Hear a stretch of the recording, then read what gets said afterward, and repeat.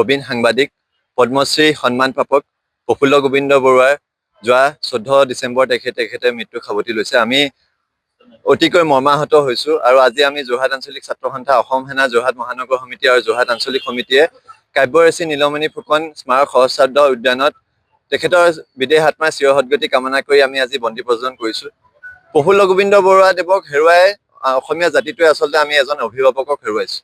যেতিয়া আচলতে জাতিটোৰ ওপৰত বিভিন্ন সমস্যা আহিছে, জাতিটোক সংকটত পৰিছে, তেতিয়া তেওঁ সন্মুখৰ পৰা বৌদ্ধিক নেতৃত্ব প্ৰদান কৰিছিলে।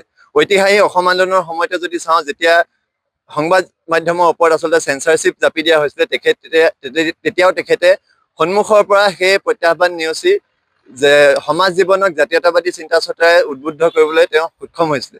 গতিকে তেওঁৰ যি জাতিটোৰ প্ৰতি যি তেওঁৰ অৱদান, জাতিটোক তেওঁ যি ধৰণে নেতৃত্ব প্ৰদান কৰিছিলে, সংবাদ মাধ্যমৰ ক্ষেত্ৰত তেখেতে যি অৱদান দি থৈ গৈছে, এই কথাবিলাক আচলতে আমি অতিকৈ পলে পলে উপলব্ধি কৰিছোঁ আৰু আহিবলগীয়া প্ৰজন্মই পলে পলে সেই কথাখিনি উপলব্ধি কৰি তেওঁক সদায় মনত ৰাখিব। আৰু আমিও তেখেতৰ কৰ্মৰাজি আমি সদায় মনত ৰাখিম। অসমীয়া মানুহে সদায়, অসমীয়া জাতিটোৱে তেখেতক সদায় মনত ৰাখিব। তেখেতক পুনৰ কৈছোঁ, তেখেতক হেৰুৱাই আচলতে আমি জাতিটোক, অসমখনক মনে প্ৰাণে ভাল পোৱা এজন ব্যক্তিক হেৰুৱাইছোঁ আৰু তেখেতৰ আত্মাৰ চিৰ সদ্গতি কামনা কৰিছোঁ। আৰু তেখেতৰ কৰ্মৰাজি যাতে আমি সদায় মনত ৰাখোঁ, তেখেতৰ যি অৱদান, এই অৱদান আমি সদায় মনত ৰাখিম বুলি আমি প্ৰতিশ্ৰুতিবদ্ধ হৈছোঁ। আৰু তেখেতে যি অৱদান আগবঢ়াই থৈ গৈছে, এই অৱদানসমূহে আচলতে আমাক আহিবলগীয়া সময়ত যেতিয়াই আচলতে জাতিটোৰ ওপৰত সমস্যা আহিব, সেই তেওঁৰ কৰ্মৰাজিয়ে আমাক, জাতিটোক এটা পথ প্ৰদান কৰিব বুলি আমি আশা প্ৰকাশ কৰিছোঁ। অসমৰ সংবাদ জগতৰ মহীৰূ প্ৰফুল্ল গোবিন্দ বৰুৱাদেৱৰ মৃত্যুত অসম শোকসন্তপ্ত হৈছে আৰু সমগ্ৰ অসমে শোক কঢ়িয়াই লৈ ফুৰিবলগীয়া হৈছে।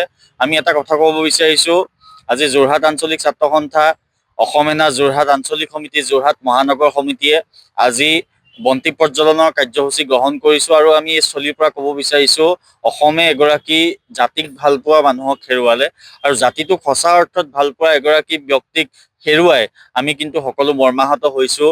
তেখেত আমাৰ মাজত সদায় জীয়াই থাকিব। তেখেতৰ যি আদৰ্শ, তেখেতৰ যি কৰ্মপন্থা, সেইসমূহ উত্তৰ প্ৰজন্মই জনা যথেষ্ট প্ৰয়োজনীয়তা আছে আৰু আমি বিচাৰিছোঁ সেই তেখেতৰ আদৰ্শ আৰু তেখেতৰ যি কৰ্মপন্থা, সেই পন্থা উত্তৰ প্ৰজন্মই সেই বাটেৰে বাট বুলিব।